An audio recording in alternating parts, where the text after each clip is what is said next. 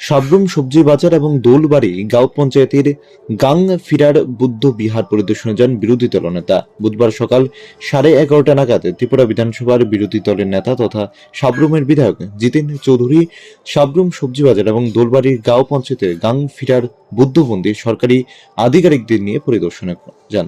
সাবরুমের বিভিন্ন অঞ্চলে বিধায়ক উন্নয়ন তহবিল থেকে যে অর্থ বরাদ্দ করা হয়েছে সেগুলো বাস্তবায়নের পরিদর্শন করেন। সাথে ছিলেন সাবরুমের পিডব্লিউডি এক্সিকিউটিভ ইঞ্জিনিয়ার সঞ্জীব প্রিয়াং সহ অন্যান্য আধিকারিকগণ।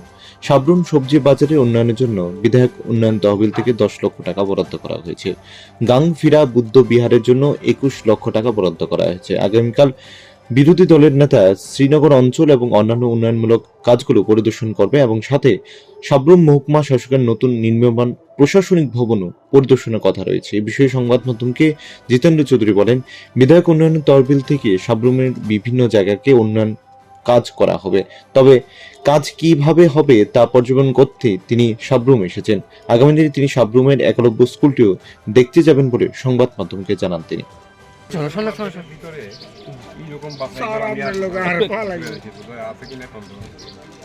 এটার কোনো উন্নতি নেই। এই পর্যন্ত 50 বার বোধ এটার মাপছে, শুধু মার্কেট হবে, শুধু মার্কেট হবে, মার্কেট হবে। আজ পর্যন্ত আমি কইলাম যে এই যে মিডলের এই যে টলগুলো ভাঙিয়া দিয়ে এক তলার মতো তুলে দিলে বড় করে আর সবজি তো প্রত্যেক দোকানদারের একটা। ব্যুরো রিপোর্ট, প্রগতি নিউজ।